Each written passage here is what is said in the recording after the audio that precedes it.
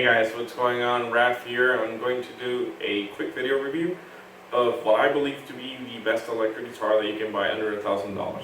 The Paul Smith SE Sackmeyer signature model. Check it out.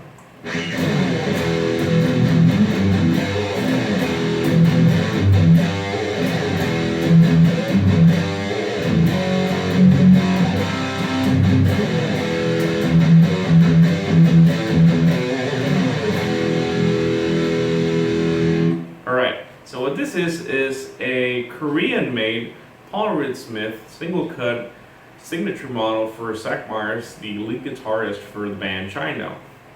Now, this model was first introduced back in around fall, winter 2013. And when I first saw it, I was just blown away by the aesthetic and just the overall look of it. And I could not believe that it was an SE model and not a core model, which is, what I thought it looked like. So personally, and this is just me getting sidetracked, I immediately went to, I think it was Musician's Friends, and I just pre-ordered it right away. I didn't even look at the price, I just put it on the cart, pre-ordered, and I was just dying to get it. And I think I got it around February, and this does have a 2013 serial number on it, so it's really one of the first ones made. And I've had it since, again, like I said, February 5 years ago. So I've had it for, February 2014, 4 years and a half, give or take. And it's a really great guitar. Now, whenever you see a top 10 or best guitar or amp under a certain amount of money on all that kind of thing, there's always going to be flavor of personal preference, or in the case of bigger YouTube channels, money, or just investment or monetary or advertisement or endorsements and that kind of thing. But this is just me trying to be as thorough and transparent as I can about this. I've done my research. If you've seen my videos, you know that I've had over 500 guitars. I've played thousands, and as much as I think about it, because PRS is one of my preferred brands, as much as I think about it, I just can't think of a better instrument for the money under $1,000 than this one. I will do other videos about the other ones that I did take into consideration, but ultimately I will do that at a later date, so for now I'm just going to focus on this one. So what this has is a mahogany body with a mahogany neck, so it's basically all mahogany. And it's got a beveled flame maple top. Now, the beveled top is sort of a more affordable way to make an arch top, or I should say, not an arch top, a carved top.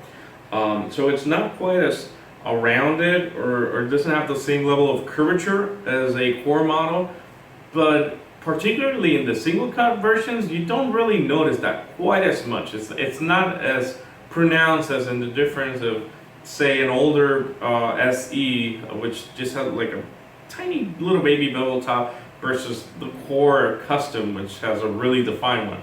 So it's a little bit more subtle here. Some of the things that I think that set this guitar apart, it's been out for almost 5 years, so a lot of people have it now. There's other finishes like vintage sunbursts. They did some limited editions in blue and all that. But some of the things that I think set this apart, especially back then when it was released, is that you get this beautiful top with just a stunning natural back, which is, for some reason, on affordable guitars, it's not a common thing. It's a little more common nowadays, but not as much as you would think. And personally, I think that combination of a flame, quilted, or any colored top with a natural back, I think is killer. But I don't know, for some reason companies just don't do it, or do they just do one single color? It might be more affordable to do it that way, who knows. But it's got that beautiful top, it's got a natural back, and it's a really engineered guitar for the player. One of the things that really strikes out for me is just that it has a smooth satin neck. Basically, it's kind of like they finish the entire guitar and then they just sand down the neck. So it's really comfortable. And it's not glossy or sticky or anything, but you do have that clear coat protection on the body. And then, you have this beautiful natural back color top combination. satin finish neck, and then it's also a semi-hollow, which gives it a little bit of a unique tone character. Thing to point out here, I believe this guitar now is $779, with some little updates like the saddles on the wraparound bridge are now brass, which is really great. And then also the logo on it, instead of the SE, it now has the Paul Reed Smith signature, which is also really cool. If I had that option for an extra $100 back then, I would have bought it. But this is the one I have, and it's not going anywhere. So this one doesn't have branded components, although you could say that they are PRS branded.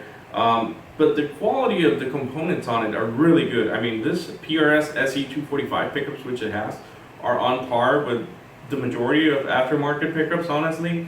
And then the wraparound bridge is just as good as any other bridge of its style. And even the tuners are pretty decent, and the nut is just fine. So honestly, I've had this guitar for almost 5 years. I'm a very maniac person about doing updates and upgrading and all that, and I haven't touched this guitar in almost 5 years. Guitars don't last more than 2 or 3 months with me. I buy it, I play it, I mess around with it, I'm like, okay, yeah, it reached its potential, I'm leaving it or whatever. But this one is just a different story for me. And I have a friend who is a billion better times guitarist than I am, and he hates Paul Reed Smith guitars for some reason, but he tried this out and he just couldn't let it go. I mean, he thought it was amazing. And it's pretty much the same reaction with whoever tries it out. And I've tried several of these just to make sure that just mine's not some sort of special gem, and they're just really good. So as far as configuration goes, you get a neck humbucker, bridge humbucker, so 2 pickups. This will put you in the bridge, middle will run both in parallel, this is for the neck. And then you get 2 volumes, 2 tones, 22 frets, white fat neck, satin finished, vintage style tuners, which I also think is a nice touch in it. And that's pretty much about it. So I'm gonna run some clean playthrough, then some dirty, and give you my final thoughts on it. And I'll start with the neck humbucker.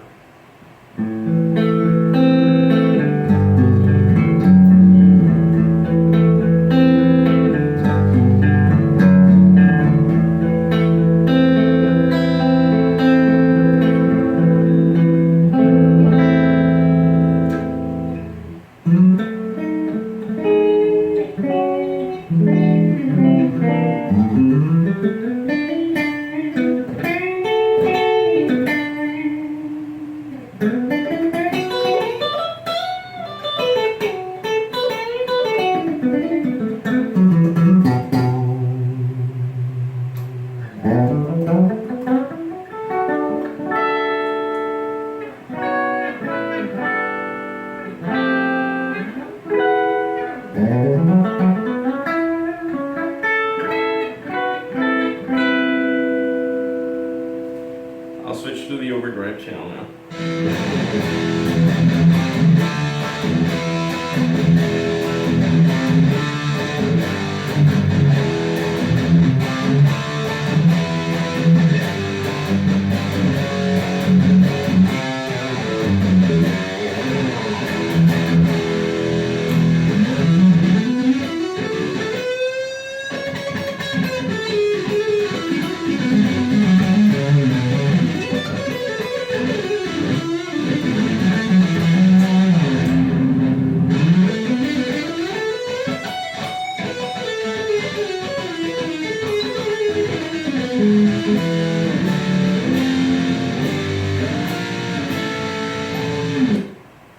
Alright.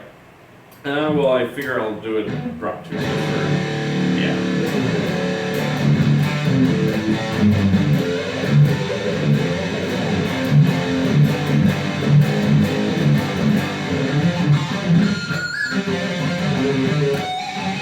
Okay, that's good. Alright. So, ultimately, like I said, this is my opinion for what is the best guitar under $1,000.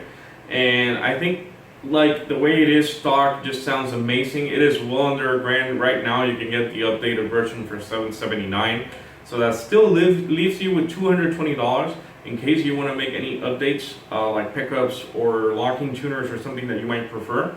But honestly, I thought the way that it comes stock just sounds great. And to prove my point, I'm recording this with my phone's camera microphone, and I'm using old ass strings. These are like months and months old. So just to prove a point, I still think it sounds fantastic. You should definitely check this out.